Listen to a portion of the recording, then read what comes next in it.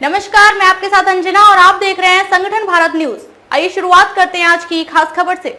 उन्नाव में आज पूर्व सांसद अन्नू टंडन ने सेवानिवृत्त शिक्षकों के सम्मान समारोह का आयोजन किया। वहीं कार्यक्रम में तमाम शिक्षकों का सम्मान किया गया।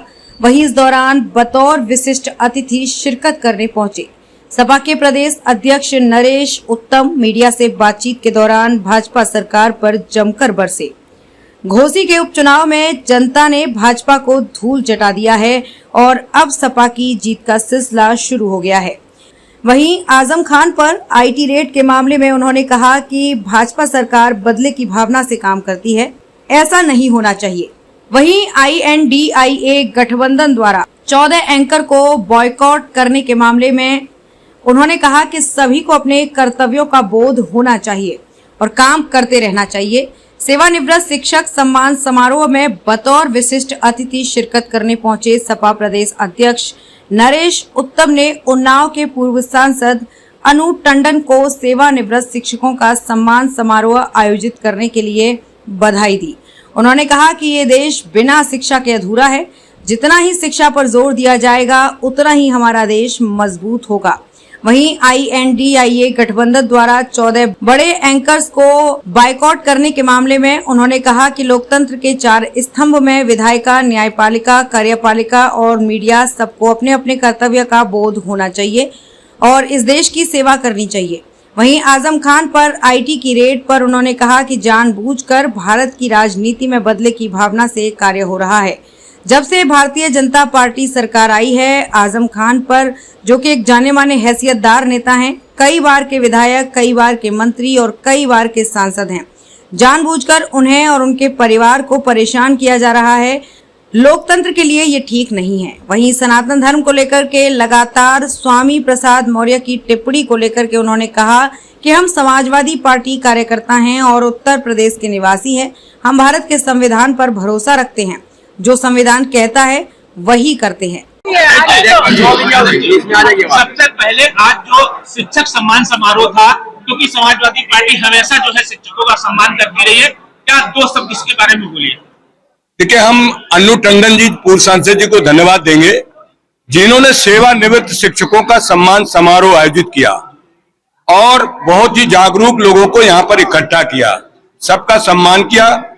और ये देश बिना शिक्षा के अधूरा होगा और जितना ही शिक्षा पर बल दिया जाए उसी से हमारा देश मजबूत होगा। इंडिया जो गठबंधन है वो 14 बड़े एंकरों का उसने बायकॉट किया है, आखिर ऐसा क्यों मीडिया के बड़े संस्थानों का 14 जो है एंकरों का जो है बायकॉट किया गया, उनको जो है प्रतिबंधित किया गया, ऐसा क्यों?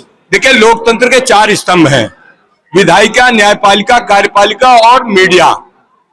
सबको अपने अपने कर्तव्य का बोध होना चाहिए और सबको अपने अपने कर्तव्यों का बोध करते हुए इस देश की सेवा करनी चाहिए। अध्यक्ष जी, जिस तरह से आजम खान को लगातार IT का रेड पड़ गया, क्या कहना चाहेंगे? लगातार देखिए, जानबूझ करके भारत की राजनीति में बदले की भावना से कार्य हो रहा है। लगातार जब से भारतीय जनता पार्टी सरकार आई है, मोहम्मद आजम खान जो समाजवादी पार्टी के राष्ट्रीय महासचिव और देश की जानी मानी हैसियत है, कई बार के विधायक, कई बार के मंत्री और कई बार के सांसद, उनको जानबूझ करके उनके परिवार को प्रताड़ित किया जा रहा है, जो लोकतंत्र के हितकर नहीं है। अध्यक्ष जी, जिस तरह से स्टालिन ने जवाब दिया, उधर स्टालिन ने कहा था सनातन धर्म को लेकर, बोला था ये डेंगू मलेरिया है। इसके अलावा आपकी पार्टी के जो नेता है स्वामी प्रसाद मौर्य, उन्होंने भी सनातन में हमेशा कहीं न कहीं कटाक्ष करते रहते हैं। क्या सनातन समाजवादी पार्टी सब किस तरह से राय रखती है इस पे? देखिए, हम समाजवादी पार्टी के कार्यकर्ता और उत्तर प्रदेश के निवासी हैं। हम भारत के संविधान पर भरोसा करते हैं, जो भी संविधान सम्मत बात है उसी को हम मानते हैं। घोसी में आपकी जीत हुई है, अब आने वाले समय में लोकसभा के चुनाव हो रहा है, कितनी सीटें लगभग आप लोग क्या मानेंगे? घोसी में जीत हुई, खतौली में जीत हुई, मैनपुरी में जीत हुई। जीत का सिलसिला समाजवादी पार्टी का बहुत आगे बढ़ गया है। भारतीय जनता पार्टी के कामकाज से जनता खुश नहीं है और भारतीय जनता पार्टी ने जानबूझ करके घोसी में उपचुनाव कराया। एक सीट से न सरकार बन रही थी न बिगड़ रही थी, लेकिन भारतीय जनता पार्टी ने अपने कार्यों का मूल्यांकन कराने के लिए जो घोसी में चुनाव कराया, उसमें भारतीय जनता पार्टी का पूरा मूल्यांकन हो गया और जनता ने भारतीय जनता पार्टी को धूल चटा दिया। समाजवादी पार्टी के नेता अखिलेश यादव के द्वारा दिए गए सुधाकर सिंह को 44,000 वोटों से जिताया। ये श्रेय वहाँ की घोसी की जनता को जाता है। 2024 में आप इंडिया गठबंधन का हिस्सा रहेंगे, उन्नाव की सीट पे क्या दावा करेगी समाजवादी पार्टी या कांग्रेस? दावा नहीं, हम उत्तर प्रदेश समाजवादी पार्टी भारत की उत्तर प्रदेश में सबसे मजबूत पार्टी है। हमारा पूरे प्रदेश में दावा है, पूरे प्रदेश में प्रयास करेंगे कि समाजवादी प्रत्याशी चुनाव लड़ाएं। नू की हिंसा को किस तरीके से देखते हैं? देखिए, हिंसा कोई भी हो, कहीं की भी हो हिंसा, और ये देश हिंसा पर विश्वास नहीं करता है और ये देश हिंसा से चल भी नहीं सकता है। सबको आपस में प्रेम से रहना चाहिए, सबको आपस में किसी भी तरीके का मनमुटाव नहीं होना चाहिए।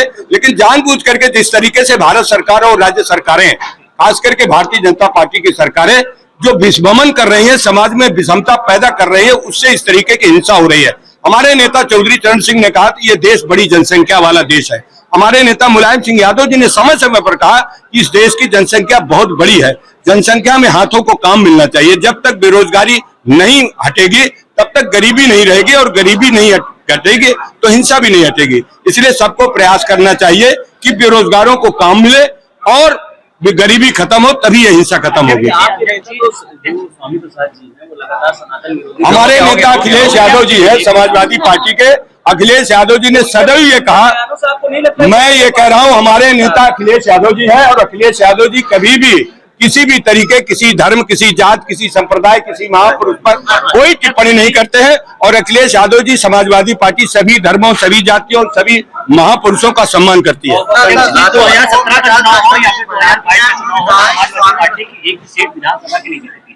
समाजवादी की अगर पार्टी अभी भी सही से पैर नहीं जमा पाई। 2024 का चुनाव है, क्या मुद्दे होंगे आपके नए, किस तरह से आप सबका सहयोग मिलेगा, समाजवादी पार्टी सभी सीटें जीतेगी। अभी तो बाइकाट किया जा रहा है, तो आप सहयोग कैसे? वो मीडिया में जो डिबेट है, डिबेट से बाइकाट किया है। मीडिया का डिबेट, मीडिया का नहीं बाइकाट किया। महाराज यहाँ सांसद वो लोग कहते हैं कि हमारे सामने चाहे राहुल गांधी आ जाए या फिर अखिलेश यादव आ जाए, मीडिया का बाइकॉट नहीं हुआ है। एंकर से आप विपक्ष को परहेज है, इसको लेकर आपके पास क्या जानकारी, क्या वजह? डिबेट पे नहीं बैठेंगे तो कैसे अपनी बात जनता तक पहुंचा पाएंगे? जनता तक जब ये डिबेट नहीं होती थी तब भी बात पहुंचती थी। जब ये डिबेटें नहीं थी, चैनल नहीं थे, टीवी नहीं थे, अखबार नहीं थे, तब भी जनता जनसंवाद होता था, और जनसंवाद ही ये लोकतंत्र है। और भारतीय जनता पार्टी जानबूझ करके जनसंवाद को समाप्त कर रही है, जिससे लोकतंत्र का क्या समाजवादी पार्टी के हम आपका कभी बाइकाट नहीं करेंगे। उत्तर प्रदेश के उन्नाव जिले से संवाददाता वसीम अहमद की रिपोर्ट। खबरों में अब तक के लिए बस इतना ही। फिर होगी आपसे मुलाकात कुछ ऐसी खास खबरों के साथ। तब तक के लिए नमस्कार और देखते रहिए संगठन भारत न्यूज। अगर आपको हमारी वीडियो पसंद आई हो तो लाइक, कमेंट पर शेयर करें, और ऐसी ही खबरों से जुड़े रहने के लिए आप हमारे YouTube चैनल संगठन भारत को सब्सक्राइब कर बेल आइकन को प्रेस करें। छोटी छोटी वीडियो और खबरें व्हाट्सएप और ईमेल पर भेज सकते हैं।